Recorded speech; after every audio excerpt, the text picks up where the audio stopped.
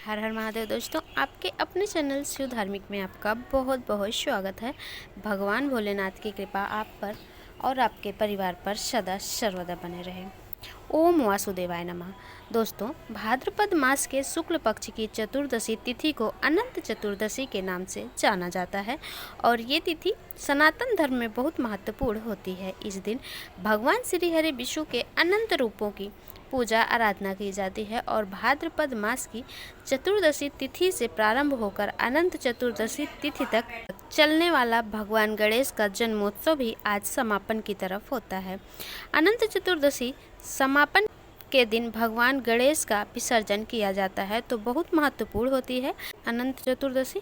आज की वीडियो में मैं आपसे बात करने वाली हूँ साल 2023 में अनंत चतुर्दशी कब है, तिथि कब प्रारंभ होगी और कब समाप्त होगी।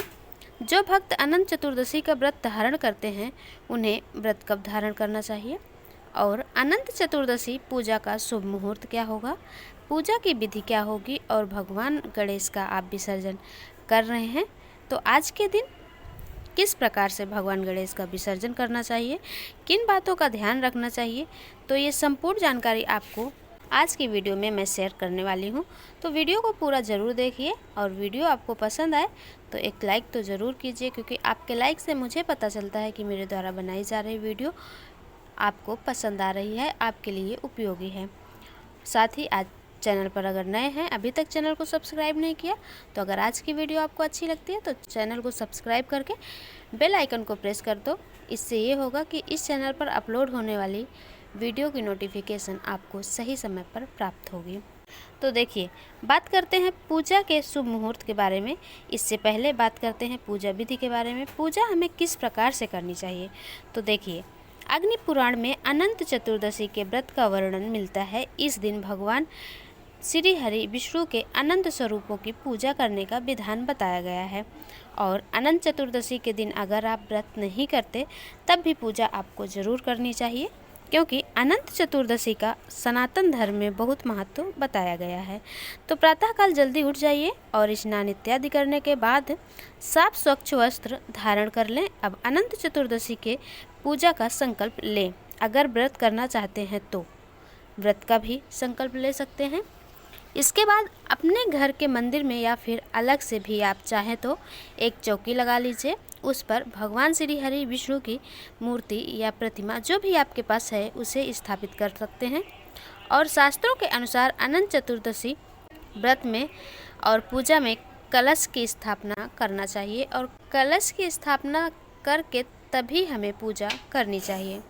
तो चौकी पर या अपने घर में जो मंदिर है, अगर आप उसमें पूजा कर रहे हैं तो आप एक कलश की स्थापना ज़रूर कर लीजिए। कलश में आप सिक्का डाल सकते हैं, सुपारी या साबुत हल्दी डाल लीजिए और चाहे तो लौंग और इलायची भी डाल सकते हैं। कुछ चीज़ें कलश में डालकर कलश स्थापना कर लीजिए। शास्त्रों के अनुसार इसी कलश के ऊपर हमें भगवान श्री हरि विष्णु की मूर्ति स्थापित करना चाहिए या फिर एक पात्र मिलता है जो कि अष्टदल कमल के आकार का होता है, उसी पात्र को कलश के ऊपर स्थापित किया जाता है और उसमें कुशा घास निर्मित अनंत की स्थापना की जाती है और उसकी विधि विधान से पूजा की जाती है।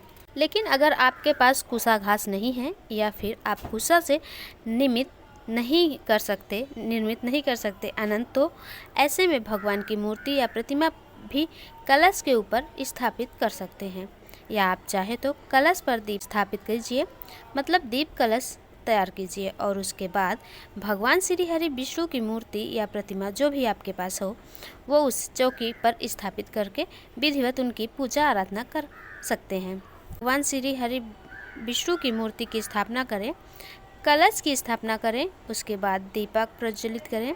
और सबसे महत्वपूर्ण होता है अनंत चतुर्दशी के व्रत में अनंत सूत्र जो कि एक धागा होता है। आप चाहे तो रेशमी धागा ले सकते हैं या चाहे तो जो कलावा प्रयोग करते हैं हाथों में बांधने वाला, उसका भी प्रयोग कर सकते हैं।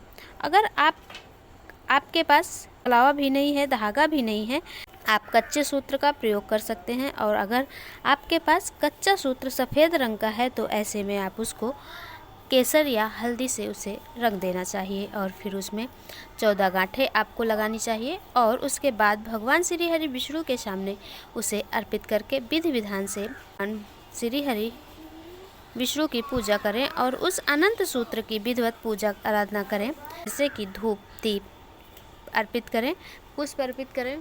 षोडोपचार विधि से या पंचोपचार विधि से, जैसी भी आपके पास उपलब्धता हो, भगवान श्री हरि विष्णु और उस अनंत सूत्र की पूजा आराधना कीजिए। और विधिवत पूजा आराधना करने के बाद, आरती करने के बाद अनंत सूत्र को अपने हाथ में बांधा जाता है। अनंत सूत्र को पुरुष अपने दाहिने हाथ में बांधते हैं और महिलाएं इस सूत्र को अपने बाएं हाथ में बांधती हैं। इस प्रकार से विधिवत पूजा आराधना करने के बाद अनंत सूत्र बांधा जाता है और उसके बाद ब्राह्मण को घर बुलाकर भोजन कराना चाहिए या फिर चाहे तो दान सामग्री निकाल सकते हैं।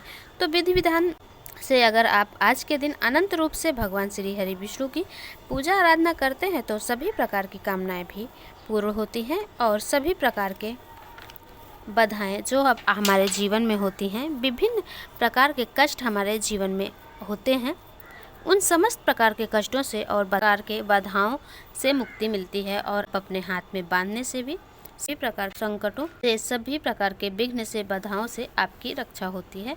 अब बात करते हैं अनंत चतुर्दशी के महत्व के बारे में। तो पौराणिक मान्यता के अनुसार महाभारत काल में अनंत चतुर्दशी व्रत की शुरुआत हुई थी। यह भगवान श्री हरि विष्णु का दिन माना जाता है। अनंत भगवान ने सृष्टि के आरंभ में 14 लोकों तल, अतल, वितल, सुतल, तलातल, परासत, रसातल, पताल, भू, भुवा, स्वाहा, जन, तप, सत और मह की रचना की थी। इन लोकों का पालन और रक्षा करने के लिए स्वयं भी 14 रूपों में प्रकट हुए थे, जिससे वो अनंत प्रतीत होने लगे। इसलिए अनंत चतुर्दशी का व्रत भगवान श्री हरि विष्णु को प्रसन्न करने और अनंत फल देने वाला माना गया है। मान्यता है कि इस दिन व्रत रखने के साथ साथ यदि कोई व्यक्ति श्री विष्णु सहस्त्र नाम का पाठ करता है तो उसकी समस्त मनोकामनाएं पूर्ण होती है। धन धान्य सुख संपदा और संतान की कामना हो तो ये व्रत अवश्य ही धारण करना चाहिए। और महाभारत की कथा के अनुसार कौरवों ने छल से पांडवों को हरा दिया था। इसके बाद पांडवों को अपना राजपाट त्याग कर वनवास जाना पड़ा। इस दौरान पांडवों ने बहुत अधिक कष्ट उठाए।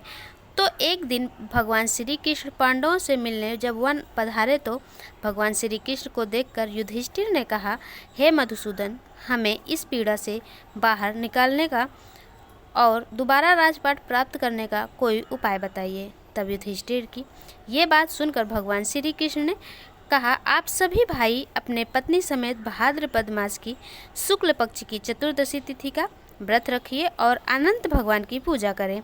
इस पर युधिष्ठिर ने पूछा कि अनंत भगवान कौन है, इनके बारे में हमें बताएं।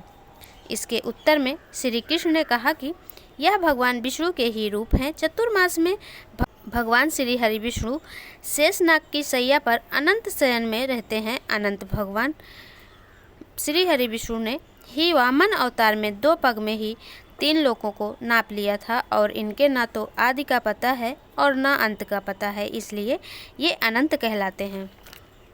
अतः इनके पूजन से आपके समस्त कष्ट समाप्त हो जाएंगे। उसके बाद युधिष्ठिर ने परिवार सहित ये व्रत किया और पुनः उन्हें हस्तिनापुर का राजपाट मिला। अब बात करते हैं अनंत चतुर्दशी का शुभ मुहूर्त क्या है। पंचांग के अनुसार इस साल भाद्रपद मास के शुक्ल पक्ष की चतुर्दशी तिथि का आरंभ हो रहा है 27 सितंबर की रात 10:18 पर और 28 सितंबर को शाम 6:49 पर यह समाप्त होगा। इसलिए उदय तिथि के अनुसार 28 सितंबर को अनंत चतुर्दशी का पर्व मनाया जाएगा। अनंत चतुर्दशी पर पूजा का शुभ मुहूर्त है 28 सितंबर के दिन सुबह 6:12 से शाम को 6:49 तक। तो दोस्तों, आशा करती हूँ आज की वीडियो में आपको संपूर्ण जानकारी दे पाई हूँ। अगर वीडियो आपको तनिक भी अच्छी लगी हो, वीडियो को लाइक कर लें और फैमिली फ्रेंड्स के साथ शेयर कर लें। आपके लाइक से मुझे पता चलता है कि मेरे द्वारा बनाई जा रही वीडियो आपको पसंद आ रही है, आपके लिए उपयोगी है। तो दोस्तों, मैं मिलती हूँ अगले वीडियो में अगली जानकारी के साथ। तब तक के लिए नमस्कार।